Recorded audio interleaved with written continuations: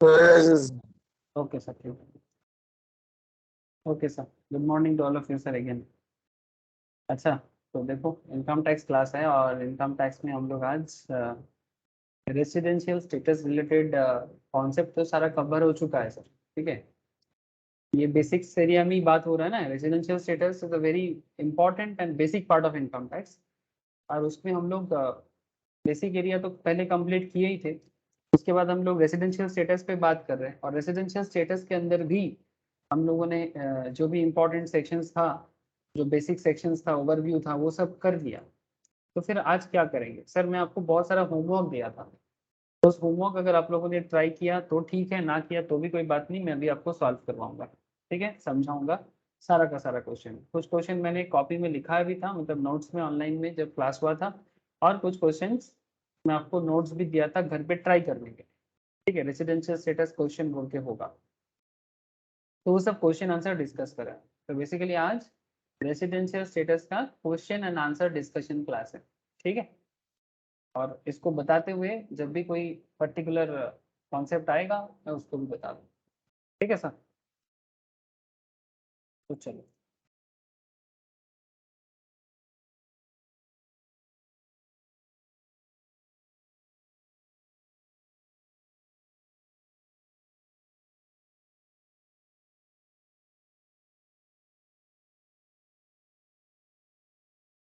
ठीक है, screen share है कि नहीं एक बार कंफर्म करो।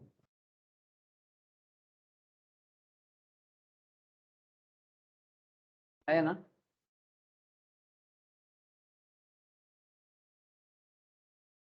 हाँ सर।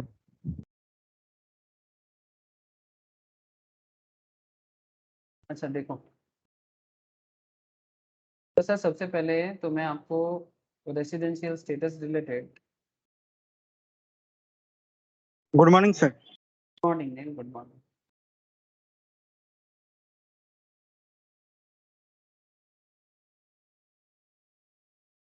रेसिडेंशियल स्टेटस रिलेटेड मैं आपको सबसे पहले तो रेसिडेंशियल स्टेटस रिलेटेड जो डिटेल्स हैं वो पहले एक बार मैं याद दिला दूँ। सर हम लोग section wise residential status and scope of total income में क्या क्या ऑलरेडी पढ़ चुके हैं। एक बात तो आपको पहले भी मैं बताया प्रीवियस लेक्चर्स में कि अगर रेसिडेंशियल स्टेटस प्रॉपरली डिसाइड नहीं होता है तो इनकम टैक्स डिसाइड नहीं हो पाता है सर। कि इनकम टैक्स किसको देना है और किसको नहीं देना है, ये डिपेंड करता है रेसिडेंशियल स्टेटस पे। तो इस बात को तो सर गांठ बांध लो, गांठ बांधना समझते हो? ठीक है, मतलब ये एकदम दिमाग में भर लो सर कि बिना रेसिडेंशियल स्टेटस का इनकम टैक्स डिसाइड करना मुश्किल हो सकता है। ठीक है, मुश्किल होता भी है, हो सकता है नहीं, होता भी है। स्पेशली सबसे पहले तो हमें ये देखना होता है कि कोई रेसिडेंट है या नॉन रेसिडेंट है, जो सेक्शन 6 का मैटर है, जो मैं आपको पहले भी बताया। सेक्शन 6 का क्या कॉन्सेप्ट है, सेक्शन 6 सब सेक्शन 1 का क्या कॉन्सेप्ट है, उसमें मैंने आपको इंडिविजुअल्स भी बताया, एचयूएफ भी बताया, प्रोविजंस तो बता दिए। इंडिविजुअल के ऊपर काफी क्वेश्चंस भी किया और आज भी कुछ क्वेश्चंस आपको करवाऊंगा। एचयूएफ के ऊपर मैं आपको एक क्वेश्चन घर पे करने के लिए 2 क्वेश्चन दिया था। तो एक क्वेश्चन मैं क्लास में करवाया था, कुछ क्वेश्चन में आपको होमवर्क दिया था, तो वो होमवर्क जो दिया था उसको मैं अभी सॉल्व करवाऊंगा। सेकेंड बात, रेसिडेंट नॉन रेसिडेंट का जो एरिया है वो तो ठीक है। Second is section 5, scope of total income, scope of total income, जिसमें आरओआर, आर नॉर एंड इनआर, इनको कब कब भारत में टैक्स देना पड़ता है। सब वेरी वेरी इंपॉर्टेंट पार्ट है। अगर आप आरओआर हो तो आपको कब भारत में टैक्स देना होगा। अगर आप आर नॉर हो, मतलब resident but not ordinary resident हो, अगर आप नॉन रेसिडेंट हो तब आपको कब भारत में टैक्स देना है। इसके बारे में मैं कल का क्लास में चर्चा किया, यस्टरडे क्लास में। और एक इंटरेस्टिंग फैक्ट ये था सर कि उस क्लास में हम लोगों ने क्या देखा कि उसमें कुछ इंटरेस्टिंग फैक्ट, जैसे बोल रहा हूँ आप लोगों को थोड़ा कंफ्यूजन ही हो रहा था, लेकिन आई होप कि कंफ्यूजन दूर हुआ है। और कंफ्यूजन को और ज्यादा दूर करने के लिए मैं आज आपको क्वेश्चन आंसर भी कराऊंगा। जैसे income which is received, deemed to be received, accrued और अराइजन, डीम्ड टू एक्रू और अराइज। ठीक है, इसका क्या फर्क है, इसका क्या डिफरेंस है, इसका क्या मतलब है। और अगर इनकम रिसिप्ट का क्या मतलब, इनकम एक्रू का क्या मतलब, इनकम डीम टू एक्रू का क्या मतलब, इनकम डीम टू रिसिप्ट का क्या मतलब, और उसके हिसाब से अगर आप ROR हो, R0 हो, NR हो, तो आपको भारत में कितना टैक्स देना पड़ेगा, कैसे टैक्स देना पड़ेगा, इसका चर्चा हम लोग लास्ट किए हैं। और आज और उसके साथ साथ बिजनेस कनेक्शन के बारे में भी मैंने बात किया था, है ना सर। बिजनेस कनेक्शन के बारे में भी मैंने बताया कि बिजनेस कनेक्शन इन इंडिया क्या होता है। क्या रे, याद आ रहा है कि नहीं?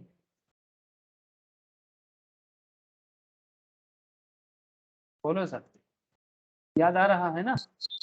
हाँ सर। अब यही चर्चा को तो जारी रखना है, और उसके बाद मैं आपको ये सब क्वेश्चंस भी आज सॉल्व करवाऊंगा, ठीक है। जैसे एक क्वेश्चन था HUF के ऊपर, एक क्वेश्चन था मिला जुला के, जैसे एक क्वेश्चन ये वाला था, क्वेश्चन नंबर 5। इसमें अगर आप डिफरेंट इनकम करते हो, बहुत पॉपुलर क्वेश्चन है एग्जाम के लिए। अगर आप ROR हो, अगर आप NR हो, अगर आप R0 हो, तो आपको भारत में कैसे कैसे टैक्स देना होगा, ठीक है। या कौन सा अमाउंट टैक्सेबल होगा और कौन सा अमाउंट टैक्सेबल नहीं होगा, ठीक है।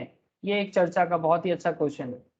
क्वेश्चन नंबर 6 में भी मैं बात करूंगा, 7 में भी बात करूंगा, 8 वेरी वेरी इंपॉर्टेंट, मतलब सभी क्वेश्चन का एक टॉप क्लास क्वेश्चन बोल सकते हो। इसमें हर तरह का इनकम दिया गया है और आपको डिसाइड करना है कि इनकम टैक्स भारत में कैसे देगा, कितना देगा, इज लाइक दैट, ठीक है। रेसिडेंशियल स्टेटस के बेसिस में हमें चॉइस करना है या चूज करना है। और एक क्वेश्चन था क्वेश्चन नंबर 4 के नाम पे HUF के ऊपर, हिंदू अनडिवाइडेड फैमिली के ऊपर। इस क्वेश्चन के अंदर आप अगर नजर डालें, ये हिंदू अनडिवाइडेड बिजनेस था, transacted from Australia, and all the policy decisions are taken there. Mr. E, the Karta of the HUF, who was born in Kolkata, visited India during previous year 21-22. After 15 years, he came to India on 1st April 2021 and leaves for Australia on 1st of December 2021. Determine the residential status of Mr. E and the HUF for assessment year 2022-23. Now question is that sir, इस तरह का question को करने के लिए, HUF का इस तरह का क्वेश्चन को करने के लिए इसका प्रोविजन जानना बहुत जरूरी था, जो ऑलरेडी मैं डिस्कस करके रखा। अगर किसी का क्लास मिस है रेसिडेंशियल स्टेटस का, ये 6th क्लास है, ठीक है, और ऑलमोस्ट फाइनल क्लास है, ठीक है। अगर किसी का कोई भी कॉन्सेप्ट क्लियर नहीं है, तो मैं इतना बोलूंगा कि आप लोग इससे पहले का जितना बेसिक का क्लास मैंने करवाया रेसिडेंशियल स्टेटस पे, आप लोगों को बस इतना रिक्वेस्ट है कि प्लीज एक बार घर पे आप लोग गो थ्रू कर लीजिए, और अगर कोई डाउट है तो क्लास में पूछ স্যার लीजिए। बोलो। বলছি না স্যার, এই এইচইউএফ ক্ষেত্রে যে প্রথমে স্যার দেখতে না যে কন্ট্রোলার ম্যানেজমেন্টে স্যার এই পার্টলি হচ্ছে নাকি স্যার এই হোললি হচ্ছে, যেটা প্রথমে यस দেখতে यस হয় यस यस। ওটা কি করে বোঝা যায়? वो इंडिया में बिजनेस कंट्रोल कर रहा है कि नहीं कर रहा है, उसी से समझ में आ जाता है। बिजनेसটা ইন্ডিয়া থেকে কন্ট্রোল করছে কি করছে না, দ্যাট ইজ দি পয়েন্ট। আর কি? ওকে স্যার, শুধু বিজনেসের ক্ষেত্রেই হবে এইচইউএফ, তাই তো? আর যদি স্যার মানে নর্মাল ইনকাম হয়, পার্সন হয় সিঙ্গেলে, তাহলে তো হবে सर না। एचयूएफ में अगर कोई बिजनेस चलाता है तभी तो वो एचयूएफ है। आपको इसके হ্যাঁ। लिए तो बेसिक बिजनेस सवाल पूछ लिया आपने। एचयूएफ बिजनेस कैसा होता है?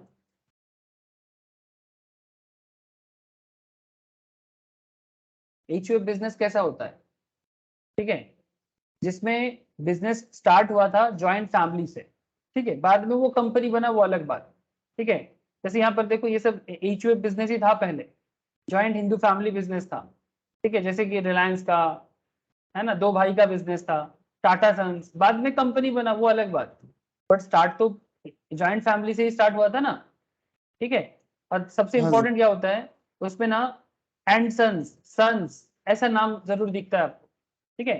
स्टार्टिंग में सभी जॉइंट बिजनेस होता है, फैमिली बिजनेस ज्यादातर केस में, ठीक है। जैसे एक नाम देखो, केसी पॉल एंड सन्स,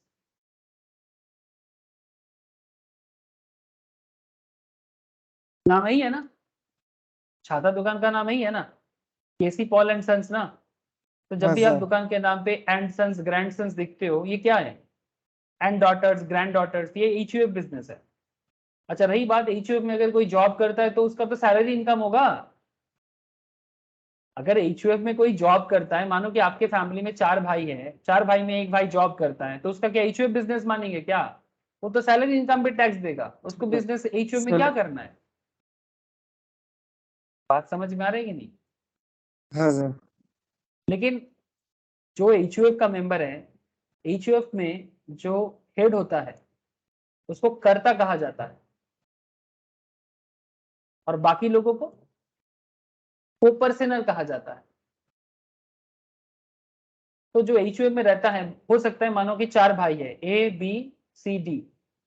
A करता है, B को-पर्सनर, C भी को-पर्सनर, D भी को-पर्सनर। हो सकता है कि D अलग से जॉब करता है, तो क्या उसका केसी पॉल एंड सन्स में भागीदारी नहीं रहेगा? एग्जाम्पल पूछ रहा हूं, रहेगा सर? नॉर्मली रहेगा।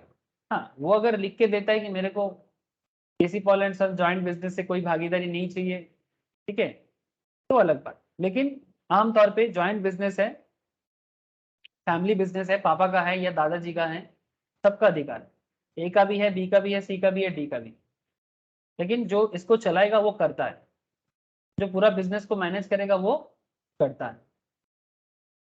अगर जॉब करेगा तो जॉब के लिए अलग से, अगर डी जॉब करता है तो उसके लिए अलग सैलरी पे करेगा। हो सकता है 4 फैमिली मेंबर्स एक साथ रहते हैं बट कोई जॉब करता है, वो HUF तो है, पर उसका टैक्सेबिलिटी बिजनेस के एंगल से नहीं आएगा। चारों भाई एक साथ रहते हैं, चारों भाई जॉब करता है, तो फिर HUF का क्या बात है? HUF मतलब बिजनेस, ये एक बिजनेस ऑर्गेनाइजेशन है। जैसे कंपनी होता है, जैसे पार्टनरशिप होता है, हेलो, जैसे कंपनी होता है, जैसे पार्टनरशिप होता है, उसी तरह से HUF होता है। क्या आपको बात समझ में आ रहा है सर? हेलो, हाँ सर। ठीक है। हम लोग इनकम टैक्स में वो HUF का बात करते हैं जो बिजनेस है। जॉब तो सैलरी का पार्ट है सर, उसमें क्यों दिमाग लगाना?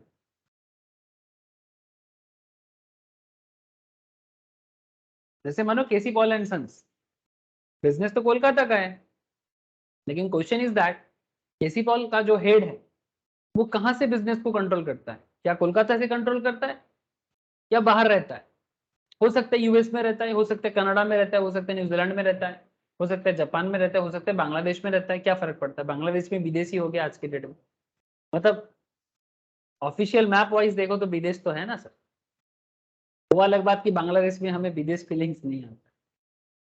पाकिस्तान बांग्लादेश को कोई विदेश थोड़ी बोले, मतलब आमतौर पे नहीं बोलता है, लेकिन as per official that is also foreign. Now concept is that कि कर्ता का residential status is very important while calculating HUF residential status. Do you all get this point? कर्ता तुम कहां हो, यही क्वेश्चन मैं सॉल्व करवाया था, या क्वेश्चन भी दिया था, यही क्वेश्चन मैं सॉल्व भी करवाया था, और उसको मैं आपको कुछ घर में भी दिया था। Z and sons, mister Z is a karta of HUF, normally reside in Zimbabwe. अच्छा, मैं उस टाइम पे जिम्बाब्वे चला गया था, पता नहीं सर, मेरा दिमाग तो घूमता रहता है, कभी जिम्बाब्वे तो कभी मोजाम्बिक तो कभी केनिया तो कभी हरारे, दिमाग काम नहीं करता सर, दिमाग पागल हो जाता है। ठीक है, तो उस दिन मैं जिम्बाब्वे चला गया था और जेड को ले लिया था। Z and sons, mister Z is a karta of HUF, normally reside in Zimbabwe. Calculate the residential status of HUF in the following situation. Mr. Jade come to India for 100 days every year since 2010-11, ये condition था। Condition B था, mister Z come to India for 110 days every year since 2010-11. Mr. Z come to India for 50 days every year in last 4 years and before that 200 days every year. ये 3 अलग अलग question था। इसमें मैंने question A solve करवाया था class में कि भाई मिस्टर जेड जो है वो भारत तो आ रहा है, 100 दिन के लिए आ रहा है, लेकिन कब से आ रहा है? 2010-11 से आ रहा है। इसका रेसिडेंशियल स्टेटस कैलकुलेट करने के लिए क्या रूल एप्लीकेबल होगा HUF का? जिसका जवाब जो है सर, इसका आंसर जो है वो सेक्शन 6 सबसेक्शन 2 में छुपा हुआ है। कहाँ छुपा हुआ है?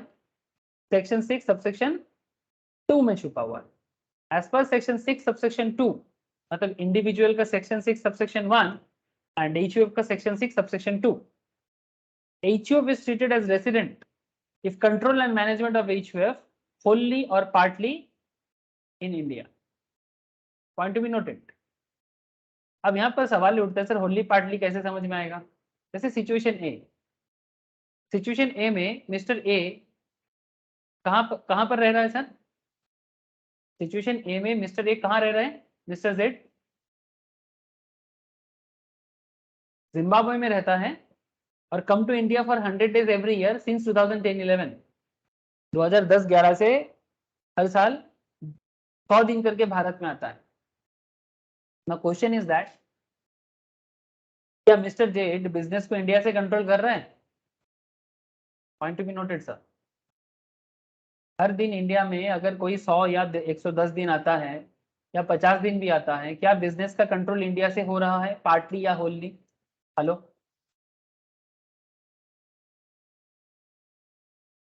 बोलो ना। पार्टली या होलली अगर कोई बिजनेस को इंडिया से कंट्रोल कर रहा है, तो क्या बिजनेस इंडिया से कंट्रोल हो रहा है? পার্টলি হচ্ছে তো স্যার, ফুললি না পার্টলি তো হচ্ছে। पार्टली तो हो ही रहा है। थैंक यू सर, पार्टली तो हो ही रहा है ना। तो यहाँ पर रूल्स क्या बताता है? In the given situation mister Z citizen of India come to India for 100 days, come to India for 100 days every year. So the control and management is partly from India, and in this case HUF is resident in India. अगर business partly या Holi India से control होता है तो इस business को resident business कहा जाएगा, मतलब HUF को रेसिडेंट HUF कहा जाएगा। लेकिन सर HUF रेसिडेंट होने से ROR या R0 डिसाइड नहीं हो जाता। ROR या R0 डिसाइड किया जाता है HUF जो है into undivided family like K C Paul and sons या Z and sons, K C Paul and sons या फिर Z and sons. Z and sons का जो HUF बिजनेस है, ठीक है, वो ROR है या R0 है, ये डिसाइड किया जाता है HUF का कर्ता के रेसिडेंशियल स्टेटस पे। जैसे हमारे कोलकाता में एक बड़ा फेमस दुकान है, ये भी जॉइंट बिजनेस ही है, राधा रमन मल्लिक बलराम मल्लिक, बड़ा ही फेमस मिठाई शॉप है। ये सुन लो, आप लोग भी नाम सुना होगा। अरे बोलो, राधा रमन मल्लिक बलराम मल्लिक मिठाई शॉप का नाम सुना है कि नहीं सुना आप लोग? है दादा। हाँ, ये इस तरह का दुकान क्या होता है, ये जॉइंट हिंदू बिजनेस ही होता है, हिंदू फैमिली बिजनेस ही माना जाता है। ठीक है, बाद में अगर कोई कंपनी पे कन्वर्ट करेगा वो अलग बात। ठीक है, कब से बिजनेस कर रहा है देखो, सिंस 1885 से मिष्टी मैजिक 1885। ठीक है, बड़ा ही फेमस ब्रांड बना है सर मिठाई के बिजनेस पे। तो ज्यादातर मतलब मिठाई का बिजनेस जॉइंट बिजनेस में ही चलता है। ठीक है, ज्यादातर ऐसा ही है। कोलकाता में बहुत फेमस है इस तरह का मिठाई स्वीट शॉप जो है, ज्यादातर केस में ये जॉइंट हिंदू फैमिली बिजनेस देखा जाता है। तो ऐसा बिजनेस में अब देखो, राधा रमन मल्लिक बलराम मल्लिक का जो कर्ता है, कर्ता ऑफ द बिजनेस कहाँ रहता है? कर्ता का रेसिडेंशियल स्टेटस पे डिपेंड करता है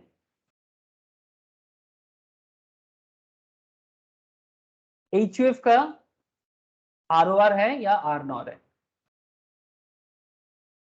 मतलब बिजनेस का HUF का रेसिडेंट डिपेंड करता है कि बिजनेस कहां से कंट्रोल हो रहा है, पार्टली या होलली।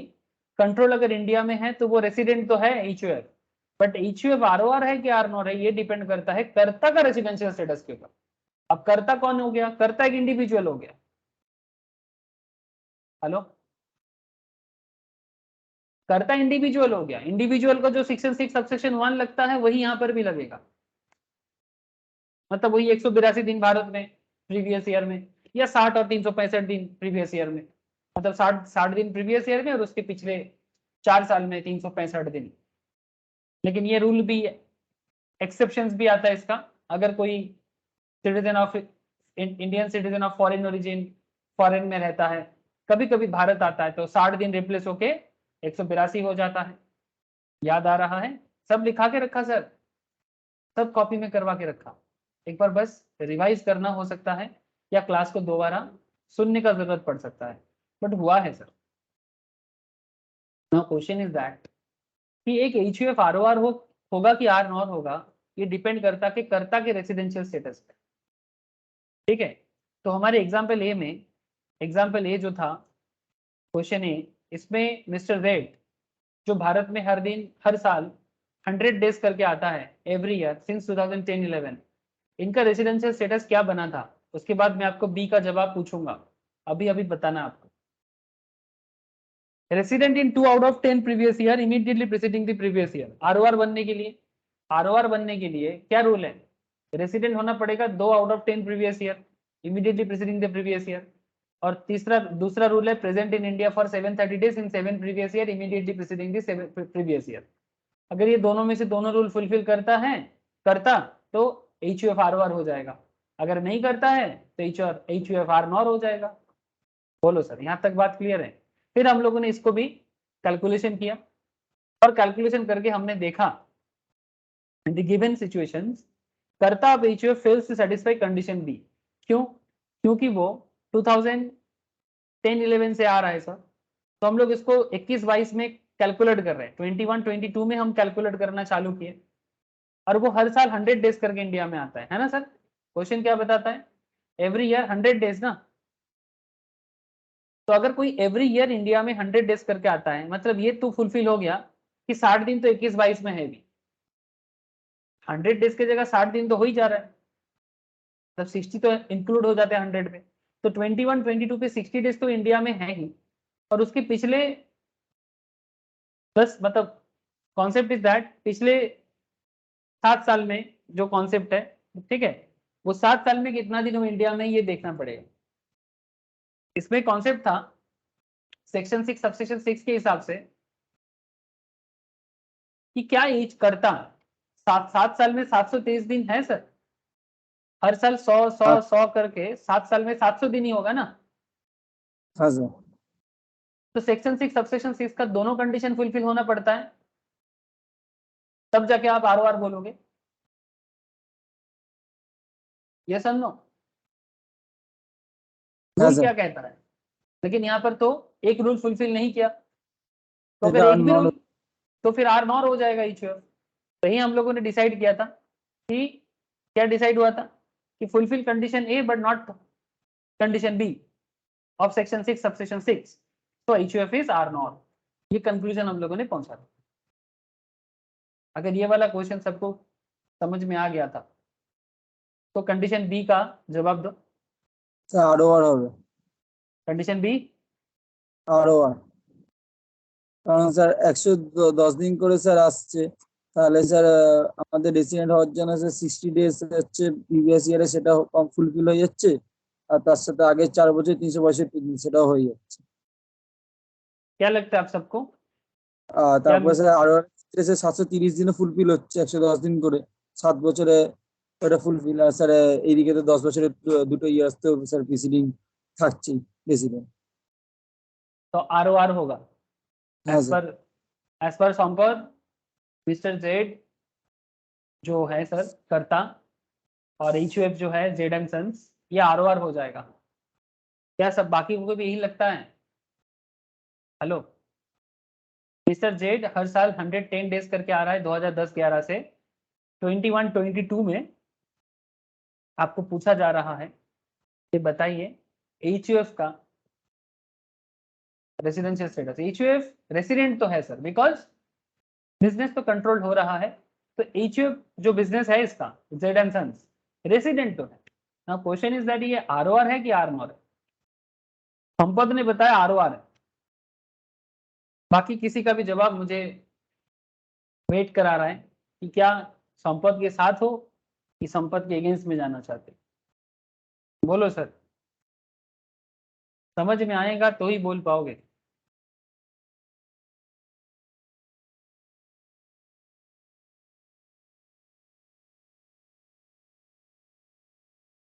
अरे बोलो सर बोलो। স্যার এইখানে তো এমন না যে স্যার মানে সে ইন্ডিয়াতে আসছে বলেই যে সে রেসিডেন্ট হয়ে যাবে, এরকম তো কোনো ব্যাপার নেই। ना एरकम तो ব্যাপার না, रेसिडेंट होने का कंडीशन फुलफिल होगा तो ही रेसिडेंट होगा, और ROR স্যার তার R-NOR का कंडीशन फुलफिल होगा तभी ROR R-NOR होगा। স্যার পার্সিতে হয়ে যাবে নন রেসিডেন্ট। हम्म পার্ট সি মানে স্যার এটা যে পার্ট 3 নম্বর যে পার্টটা আছে हम्म সেটা নন রেসিডেন্ট হবে। अच्छा, मैं कंडीशन डी को सॉल्व कर रहा हूँ, लिखो सर मेरे साथ साथ लिखो।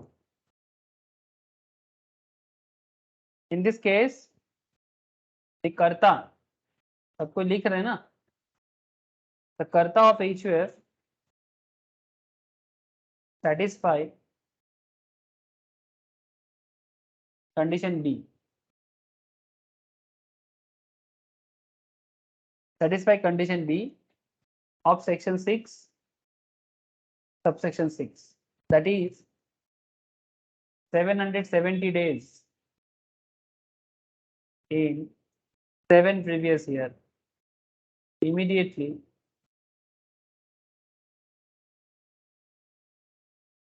preceding the previous year.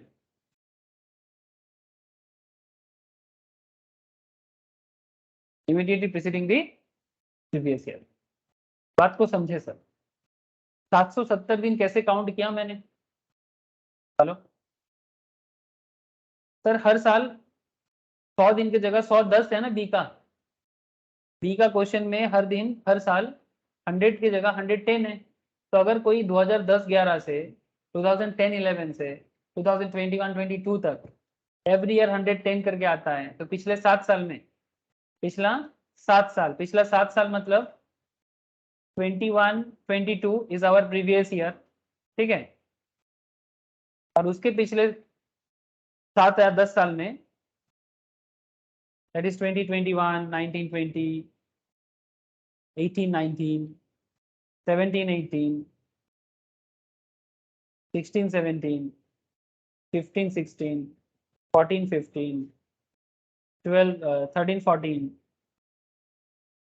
12-13, 1 2 3 4 5 6 7, पिछले 7 साल में 110 इंटू 7 770 डेज हो रहा है। रूल्स क्या है? प्रोविजन कितना है सर? 730 डेज। 730 तो 730 की जगह 770 तो फुलफिल कर लिया। That means condition B fulfil. इसीलिए मैंने लिखा इन दिस केस द कर्ता HUF satisfy condition B of section 6 subsection 6, that is 770 days in 7 previous year immediately preceding the previous year. Now question is that कि क्या वो condition ए fulfil कर रहा है सेक्शन 6 सबसेक्शन 6 का?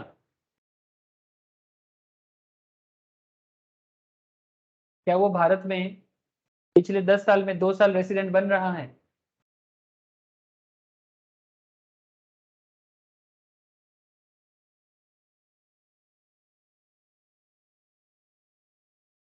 पिछले 10 साल 1 2 3 4 5 6 7 8 9 10, पिछले 10 साल में किसी भी 2 साल उसको रेसिडेंट होना पड़ेगा भारत का। दैट मीन्स रेसिडेंट होने का क्या रूल है? सेक्शन 6 सबसेक्शन 1 के तहत उसको फुलफिल होना पड़ेगा।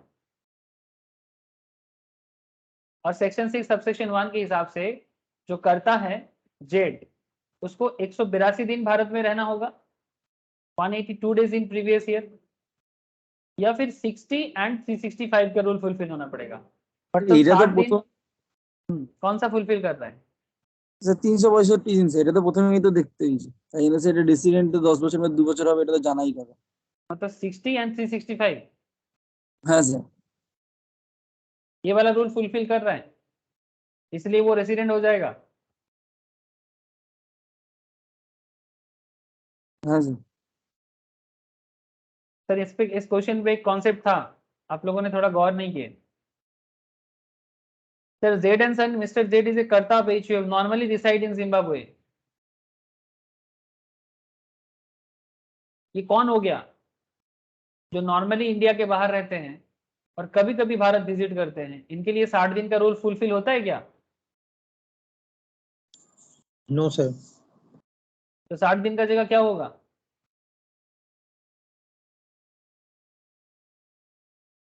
60 की जगह क्या होगा? हाँ बोलो। 182 days। 182 डेज। ऐसे 3 लोगों के केस में ऐसा होता है सर, ये भी मैंने लिखा के रखा। 3 तरह का लोग हैं। Indian citizen leaves India for the purpose of employment, an Indian citizen leaves India as a crew member of Indian ship, an Indian citizen or person of Indian origin normally reside outside India and come to India for a visit। ऐसे 3 तरह के लोगों के लिए 60 दिन का provision substitute करके 182 हो जाता है। तो क्या in our example mister Z जो करता है, क्या वो प्रीवियस ईयर 21-22 में 182 दिन है सर?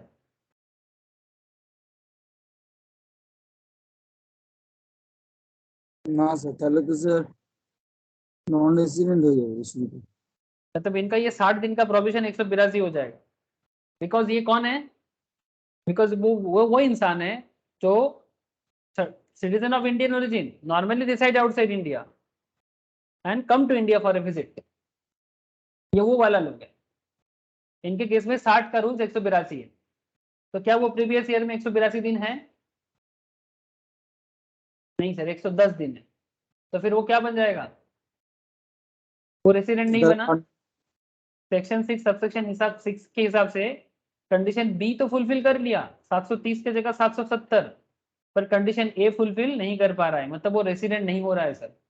बिकॉज वो हर साल हर साल हाँ सर, वो हर साल 110 दिन करके इंडिया में आता है।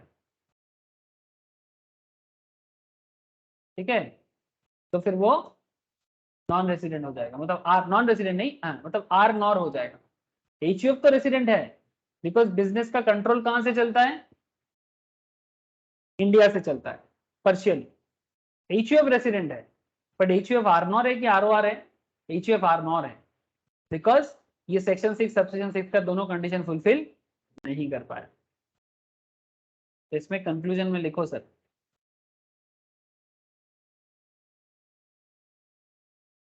but fails to satisfy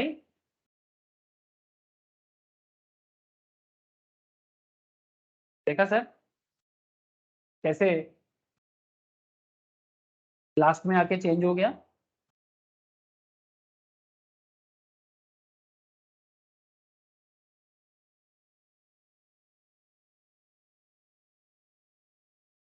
So as per the explanation, as per the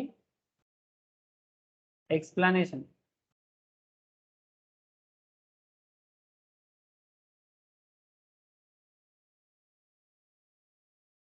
to section 6 subsection 1, an Indian citizen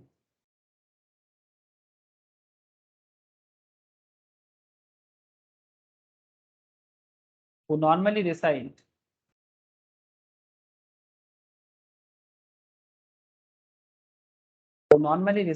outside India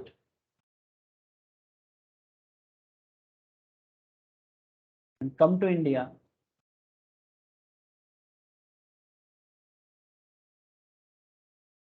for a visit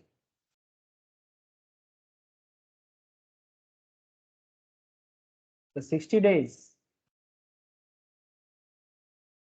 of condition B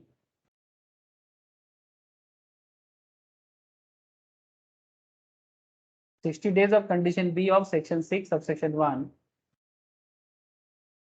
will be substituted।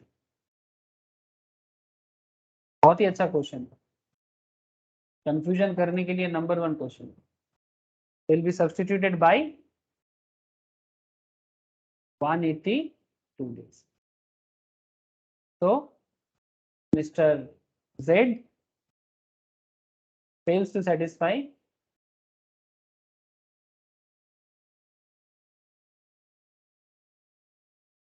condition of section 6 subsection 6। HUF is क्या हो जाएगा? Z का condition fulfil नहीं हुआ तो HUF क्या हो जाएगा? R और बोलो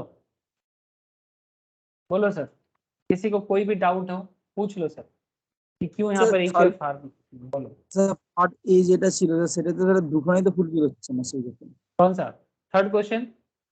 পার্ট এতে এটারই যে প্রথম পার্টটা ছিল। हाँ पार्ट ए तो इसलिए आर ओ आर हुआ, तो पार्ट ए में क्या आंसर हुआ? आर नॉर हुआ क्या? আর নরই তো স্যার, কারণ স্যার ওখানে তো স্যার 700 দিন হচ্ছে, 730 দিন হচ্ছে না, কন্ডিশন हाँ। বি তো ফুলফিল হচ্ছে না, সেই ক্ষেত্রে স্যার এখানে 100 দিন করেই বলেছে, हाँ তাহলে तो তো স্যার इसलिए এটা नहीं हुआ, हाँ, इसलिए आर नॉर ही तो हुआ था। এই তো স্যার হচ্ছে না এখানে। हाँ इसलिए तो कंडीशन ए में भी आर नॉर ही हुआ था। হ্যাঁ আচ্ছা, আমার ওখানে লেখা ছিল স্যার লাস্টে অ্যান্সারটা লেখা ছিল যে fails to satisfy the condition B, আমি ওটাই দিলাম, তাহলে তো ওখানে এটাও হবে, ওটার জন্য বললাম। हाँ मतलब कंडीशन ए में भी आर नॉर, कंडीशन बी में भी आर नॉर।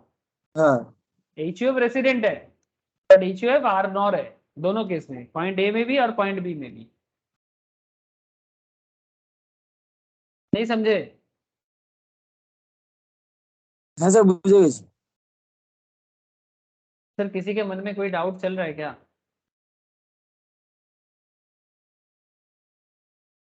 अगर कोई डाउट हो पूछ लेना। अर्पिता, सोमनमिता, नील, रोशनी, क्लियर है ना सर सबको? Yes, sir. Yes, sir. Snehashis বোঝা যাচ্ছে? হ্যাঁ স্যার।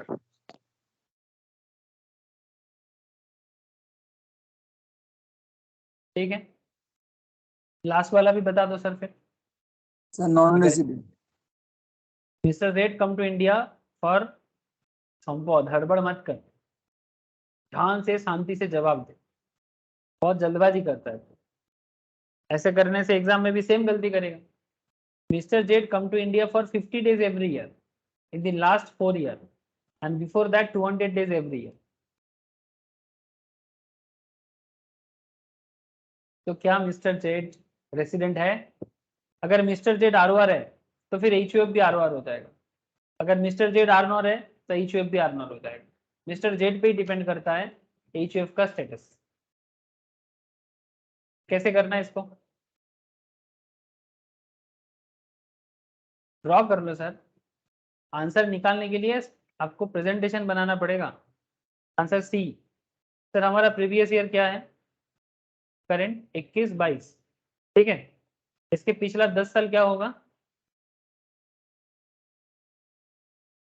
2021, 1920, 18-19, 17-18, 16-17, 15-16, 14-15, 13-14, 12-13, 11-12 हो गया 10 साल। देखो ना, 1 2 3 4 5 6 7 8 9 10 10 साल से ज्यादा हो गया, ठीक है। 10 साल हो गया। अब what is the rules? Rules क्या है? 1 2 3 4 5 6 7 8 9 10 10 साल में 2 बार रेसिडेंट होना पड़ेगा और पिछले 7 साल में 730 डेज इंडिया में रहना है। मिस्टर जेड को आरओआर बनने के लिए, to become ROR, mister Z have to fulfil 730 days in India in last 7 years and किसी भी 2 साल में उसको इंडिया का रेसिडेंट बनना होगा। यस, लेकिन इन आवर एग्जाम्पल वो कितना दिन इंडिया में रहा है? इन आवर क्वेश्चन वो कितना दिन इंडिया में है? हर साल 50 दिन करके, for every year in last 4 years and before that 200 days every year. तो पुट करो इसको, लास्ट 4 year मतलब यहाँ पर भी 50, इसको छोड़ देते, यहाँ पर 50 ठीक है, यहाँ 50, यहाँ भी 50, यहाँ भी 50, यहाँ पर भी 50, ठीक है सर।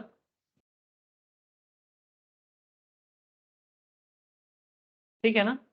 1 2 3 4 और उससे पहले 200 200 200 200। हेलो, ऐसा है क्या? क्या मैंने सही किया?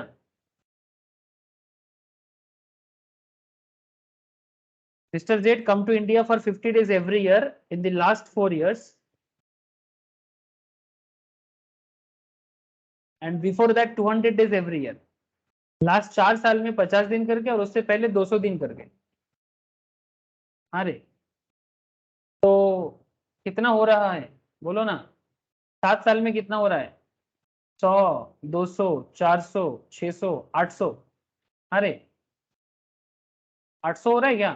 1 2 3 4 5 6 Yes, sir. 7। मेरा नहीं हो रहा है। 1 2 3 4 5 6 7 7 साल में। अच्छा एक चीज गलत हो गया, रुको। पिछले 4 साल मतलब यहाँ पर 200 होगा, 200 200 400, 200 400 600 700 800, ठीक है। पिछले 7 साल में तब जाके होगा इसका 730 की जगह वो कितना कर रहा है, 800 दिन कर रहा है, 800 डेज, ठीक है ना। 800 दिन वो भारत में है, 730 की जगह 800 हो गया। अब दूसरा सवाल ये था, क्या वो भारत में रेसिडेंट रहा है 10 साल में 2 बार, 10 इयर्स में 2 इयर्स रेसिडेंट। স্যার Yes, আমরা sir. একটা গ্যাপ গেছে স্যার, আমরা একটা লাইন গ্যাপ গেছে সেখানে 18 19 আর 17 18 মিলিয়ে আমি 50 দিন করে দিয়েছি। 2021 মানে সেখানে একটা 50 হবে 18 19 কি হবে? 2021 19 20 18 19 এটা 50 হবে তো, এটাও 50 হবে, 17 18 ঠিক আছে। এবারে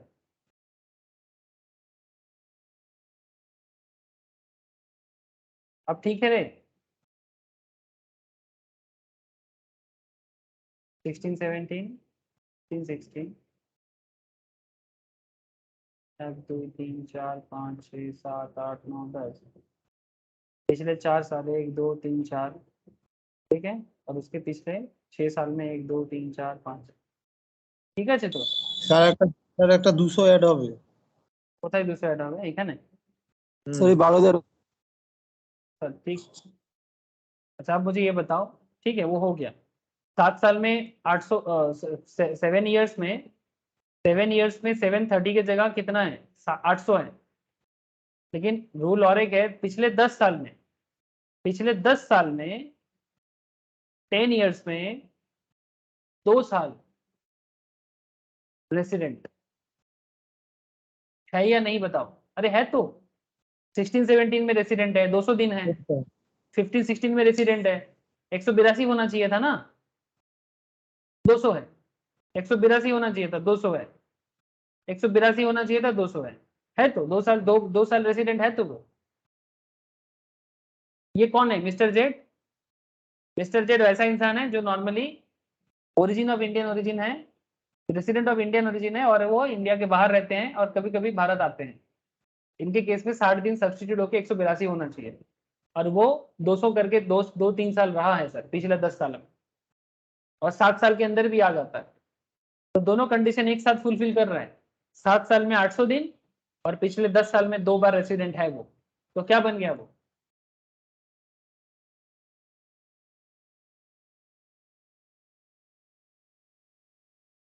मिस्टर जेड क्या बन गया? স্যার ROR হয়ে যাচ্ছে। आर बार স্যার এই ROR আর আননোটটা দেখার আগে HUF তে স্যার আগে 6 সেকশন 6 আর 1 টা কি দেখতে হয় না? एचयूएफ में पहले देखना पड़ेगा section 6 subsection 2।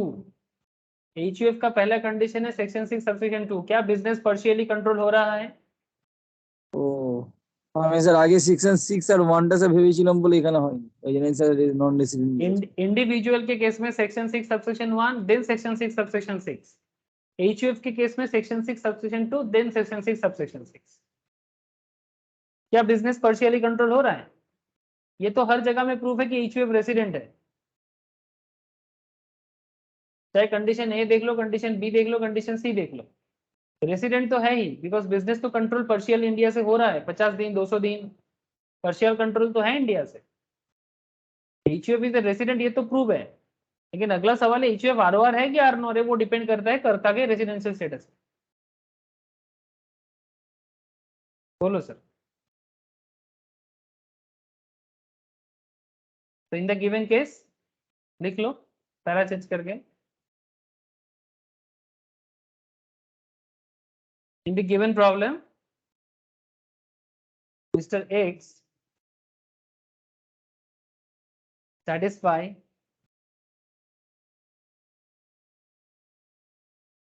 both the condition of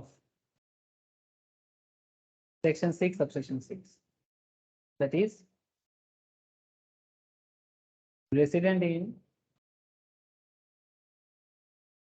2 out of 10 previous year, and 730 days, मतलब हमारे केस में each 100 days in 7 previous years. Immediately, ये बात याद रखिएगा, ये सब एक एक लाइन का मतलब है. Immediately preceding the previous. So HUF is ROR. So HUF is ROR. बोलो सर, समझ में आ गया?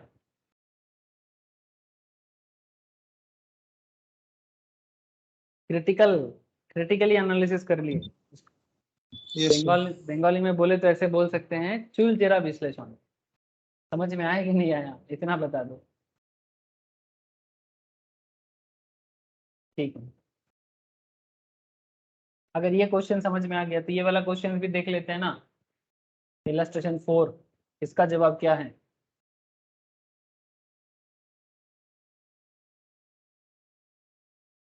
मिस्टर, देखो, business of HUF is transacted from Australia.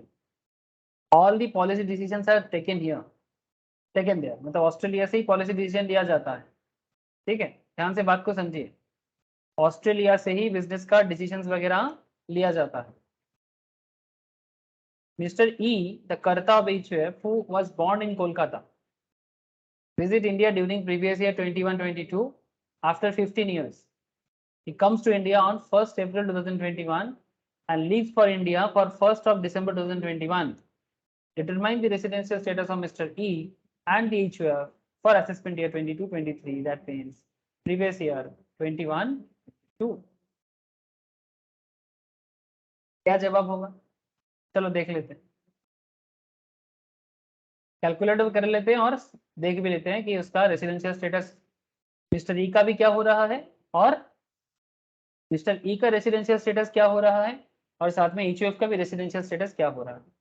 इसमें मेन जो बात है सर, वो मिस्टर ई का भारत आना, यही मेन खेल है. मिस्टर ई का भारत आना. ठीक है, तो क्या सोल्यूशन होगा इसका, पहले देख लेते हैं. 2000 कब आ रहे हैं सर भारत में मिस्टर ई?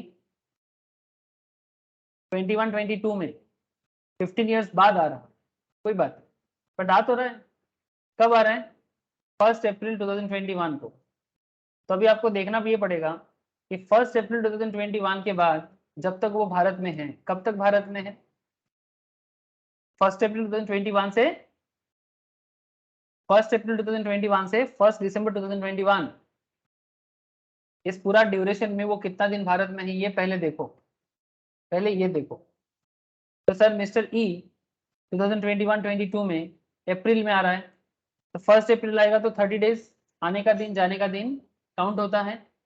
हेलो, आने का दिन जाने का दिन काउंट होता है. यस ना?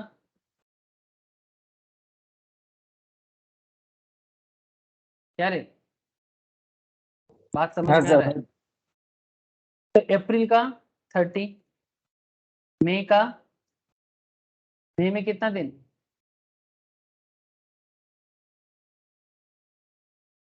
सर 31, जुलाई का, 30, अगस्त का, नहीं जुलाई का, अप्रैल में, जून, सॉरी, अप्रैल में जून, जून में 30, जुलाई में 31, अगस्त में 31, सितंबर में 30, अक्टूबर में 31, नवंबर में 30 और दिसंबर में 1 दिसंबर जा रहा है तो एक दिन. कुल मिला के काउंट करो, 245 डेज हो जाएगा. हुआ कि नहीं? काउंट करके देखो 245 डेज हो रहा है कि नहीं, कंफर्म करो मुझे. हो रहा है? अब मुझे बताओ ये 245 डेज किस ईयर में हो रहा है? प्रीवियस ईयर 21-22 में हो रहा है. तो सर ये 15 साल बाद भारत में आया, तो 15 साल बाद भारत में आया, लेकिन प्रीवियस ईयर में कितना दिन रह गया? 245 डेज. तो फिर मिस्टर ई भारत का रेसिडेंट है या नहीं, बताओ.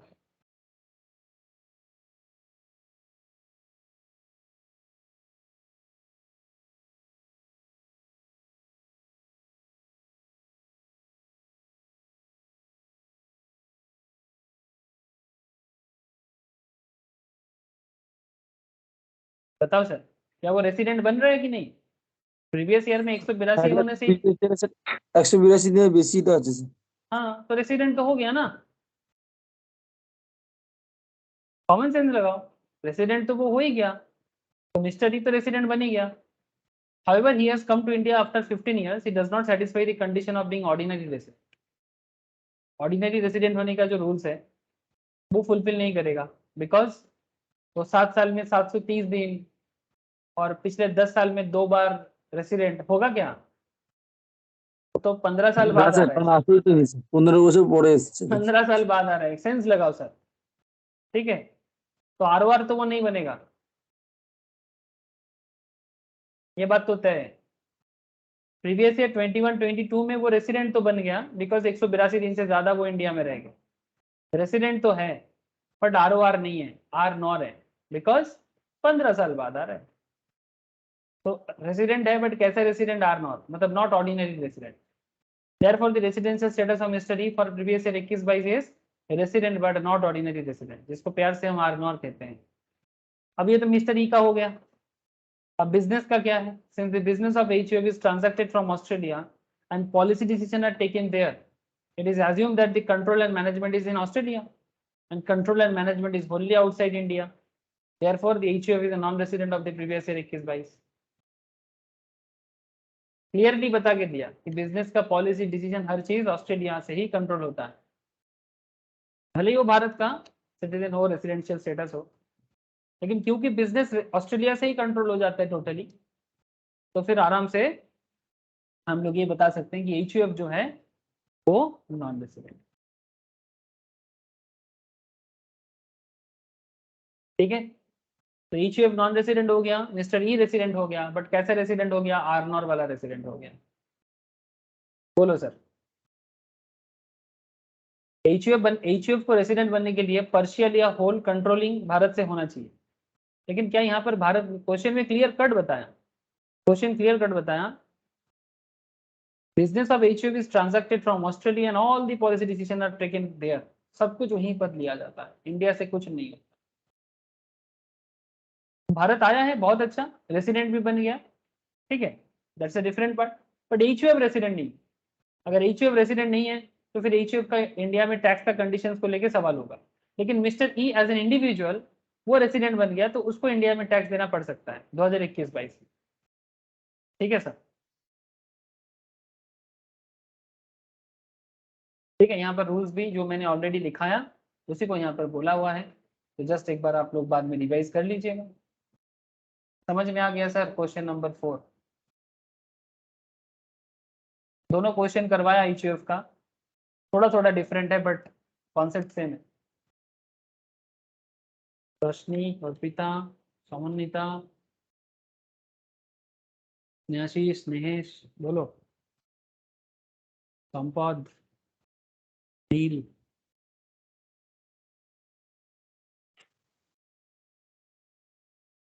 रेहाना, कुछ तो बोले। হ্যাঁ sir.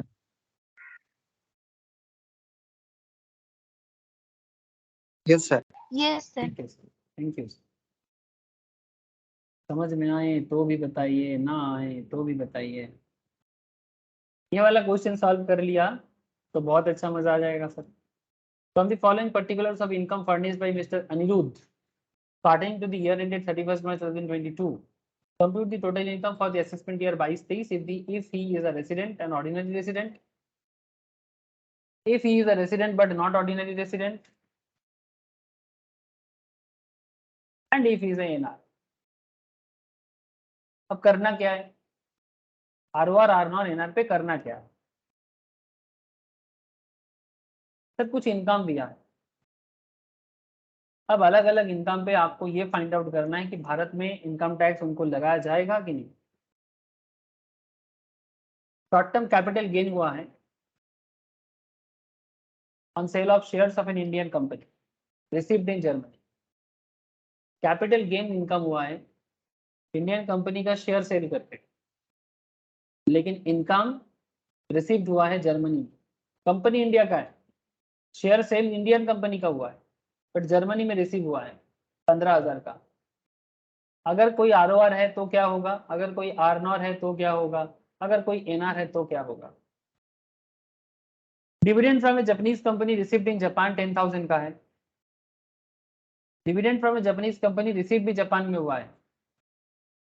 Rent from property in London deposited in a bank in London later on remitted to India through approved banking channels, तो क्या होगा। Dividend from RP limited and Indian company 6,000, क्या होगा। Agriculture income from land in Gujarat 25,000, क्या होगा। अच्छा question है ना सर।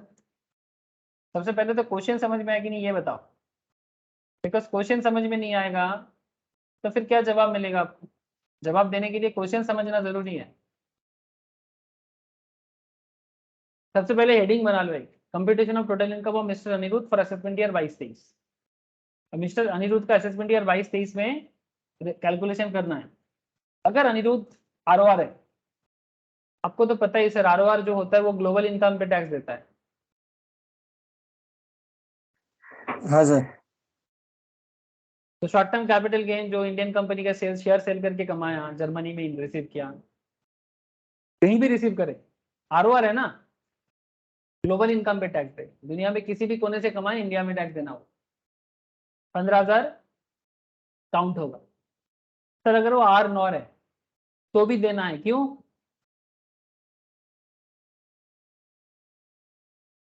अगर वो NR है तो भी देना है, क्यों।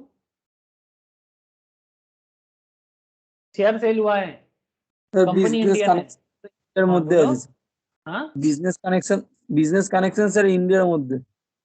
Thank you sir. Receive Germany में हो सकता है बट कंपनी तो इंडिया में है, तो इनका मैक्रो कहाँ हुआ है।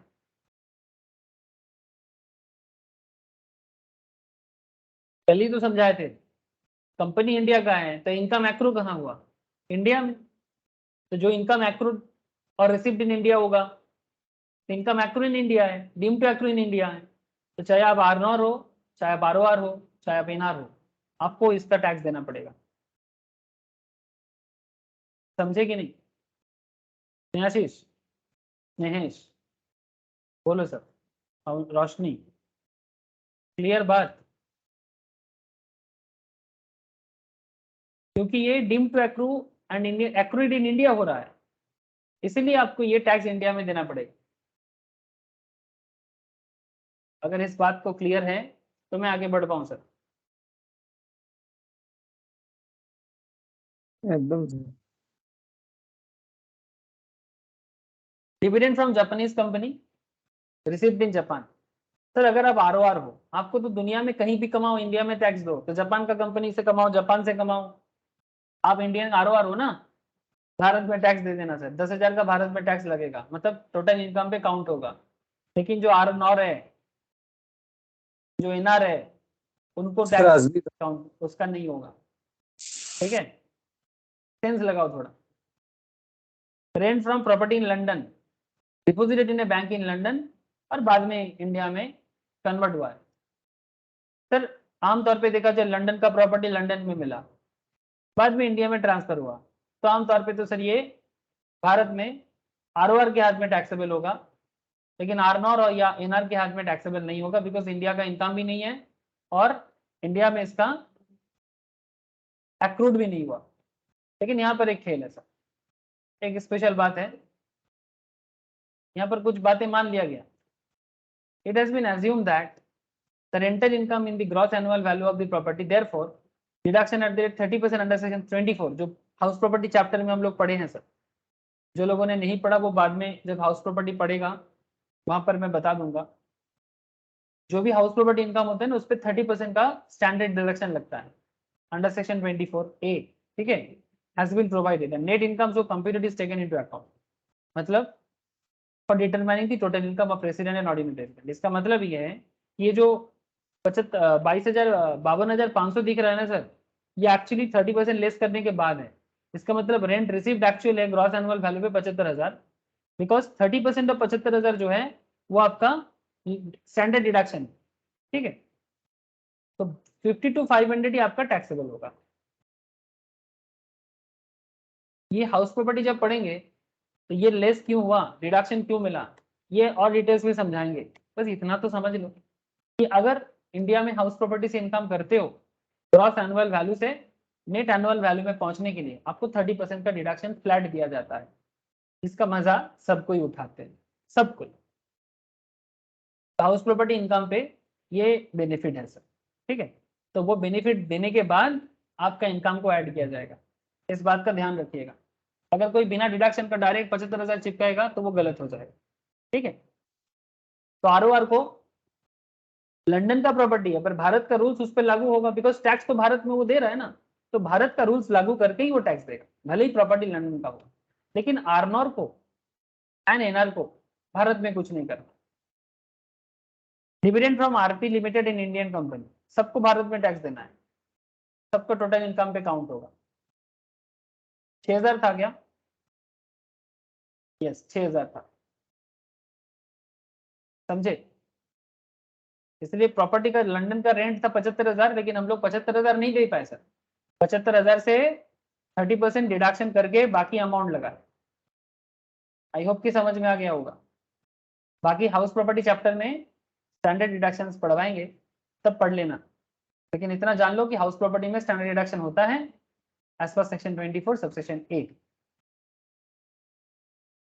Dividend from RP limited in Indian company 6,000 का आ गया। Agriculture income from land in Gujarat, बोलो স্যার আসবে না এগ্রিকালচার ইনকাম আছে না agriculture income land in Gujarat, Gujarat का एग्रीकल्चरल लैंड है, क्या करें?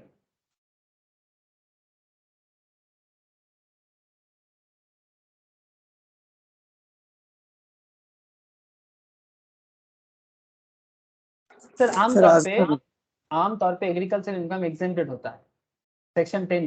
इसके बाद हम लोग वही चैप्टर पढ़ेंगे, इसमें agriculture related and income which do not form part of total income का डिस्कशन किया जाता है। लेकिन फिर भी यहाँ पर कुछ पॉइंट आपको बता देना चाहिए। एग्रीकल्चर इनकम सेक्शन 10 सबसेक्शन 1 का पार्ट है और वो एग्जेम्प्टेड है, इसीलिए सभी के हाथ में एग्जेम्प्टेड किया गया। लेकिन अगर एग्रीकल्चर इनकम एक सर्टेन अमाउंट से ज्यादा हो जाता है ना, ठीक है, तो उस केस में एग्रीकल्चर इनकम पे रूल ऑफ पार्शियल इंटीग्रेशन लगाया जाता है और टैक्सेबल भी हो सकता है। लेकिन उसका बाद हम लोग एग्रीकल्चर चैप्टर में ही पढ़ेंगे। लेकिन कॉमन सेंस में जो आपको सेक्शन 10 सबसेक्शन 1 बताता है कि एग्रीकल्चर इनकम इज एग्जेम्प्ट, इसीलिए सभी के हाथ में एग्जेम्प्ट किया गया। बस স্যার যদি ধরি যে এখানে তো এইগুলো থেকে ইনকাম হচ্ছে তাই না স্যার আরো আর্নারের ক্ষেত্রে ট্যাক্স পড়ছে যদি ধরুন স্যার কোনো ব্যক্তি বাইরে গিয়ে চাকরি করে সেই ক্ষেত্রে তো স্যার তাহলে সে ইন্ডিয়াতে আসছে কি আসছে না আরো আর আর্নারের ক্ষেত্রে যে আপনি বলেছিলেন সেটা ডিসাইড করে তারপর ট্যাক্স ক্যালকুলেট হবে তাই তো? ऑब्वियसली अगर कोई তখন তো बाहर স্যার जाके जॉब, তখন স্যার গ্লোবাল ইনকাম কি এগুলোর মধ্যে তো পড়বে না তখন তো তার আরো আর আর্নারটা দেখে হবে যে সে কতদিন ইন্ডিয়াতে থাকছে তার উপরে ऑब्वियसली अगर वो आर बन जाता है, अगर वो आर बन जाता है तो ग्लोबल इनकम पे टैक्स देगा। अगर वो आर नॉर है तो फिर डिपेंड करेगा इनकम इंडिया में रिसीव हो रहा है कि नहीं हो তখন रहा है। আসা যাওয়াটাকে নির্ভর করবে যে তার ইনকাম ট্যাক্সটা ইন্ডিয়াতে হবে কি হবে না यस यस यस 100%, ठीक है। जब तुम लोग टैक्स डिपार्टमेंट जॉब के लिए जाओगे ना, आप लोगों के लिए अच्छा मौका है सर, इनकम टैक्स डिपार्टमेंट के जॉब के लिए अप्लाई करना सरकारी लेवल पे। बस इंटर क्रैक कर लो अच्छे से। उसके बाद अगर आप गवर्नमेंट जॉब के लिए अप्लाई करते हो या फिर अगर आप as a CA inter, as a CA में इंटर भी किसी कंपनी में टैक्सेशन डिपार्टमेंट में जाते हो, बहुत हेल्प मिलेगा, बहुत हेल्प मिलेगा। और इनकम टैक्स का प्रिपरेशन करके इनकम टैक्स डिपार्टमेंट का जो एग्जाम होता है वहां पर भी आपको, ठीक है, नॉलेज लेके जाओगे तो बहुत हेल्प मिलेगा। बस इंटर क्रैक कर लो कम से कम, सीए इंटर, सीए में inter, CS executive, and then government exam का प्रिपरेशन जो लोग करना चाहता है कर सकता है। अकाउंट्स एंड ऑडिट का एग्जाम एक प्रिपरेशन होता है, ठीक है। इनकम टैक्स का भी अलग से एक होता है, तो पहले मौका मिलता है सर, ठीक है, बिकॉज नॉलेज ज्यादा मिलता है इसलिए।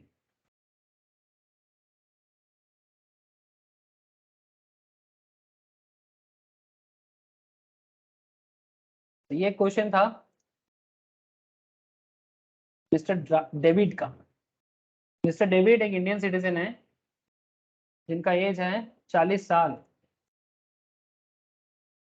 40 इयर्स, गवर्नमेंट एम्प्लॉई है, मिनिस्ट्री ऑफ एक्सटर्नल अफेयर्स में काम करते हैं। Left India for the first time on 31 March 2021 due to his transfer to High Commission of Canada he did not visit India any time during the previous year 21-22. He has received the following informations income from the financial year 21-22. Salary मिला 5 लाख का, foreign alliance मिला जो ऊपर में allow not included in above 4 lakh का, interest on FD from bank in India 1 lakh का, income from agriculture in Nepal 2 lakh का, and income from house property in Nepal 2,50,000। Sir 1 minute wait करो ना, मैं अभी आता हूँ, 1 मिनट। आप लोग थोड़ा सा स्क्रीन में क्वेश्चन जो है उसको एक बार रीड करो, मैं आता हूँ।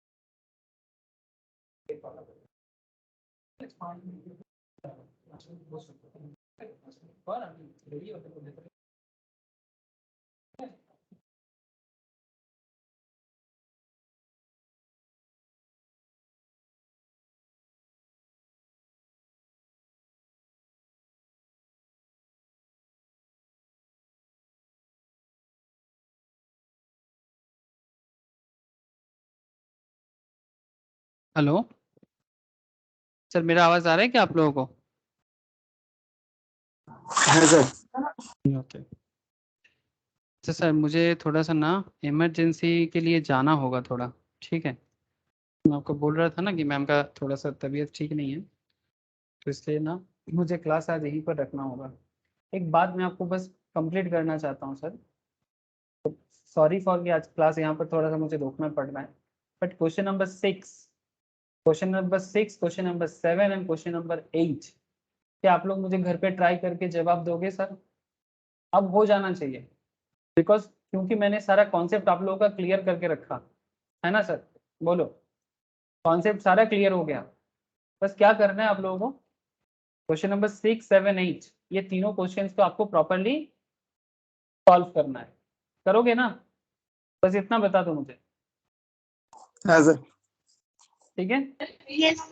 6, 7, 8 करके मुझे व्हाट्सअप करना, मैं नेक्स्ट क्लास में आप लोगों का चेक भी करूंगा। अगर कोई डाउट होगा तो आप मुझे व्हाट्सएप पे भी पूछो क्या प्रॉब्लम हो रहा है, मैं व्हाट्सएप में भी जवाब दे दूंगा आपको, ठीक है सर? सॉरी कि मुझे थोड़ा यहीं पर लीव करना पड़ रहा है मेरा इच्छा के विरुद्ध, बट कुछ कर नहीं सकता, थोड़ा मुझे जाना होगा सर, ठीक है सर? चलो फिर बाय, फिर हाँ सर, भाई सर। बाय রাখছি দাদা। Okay, tata tata, bye sir. Okay sir, Tata.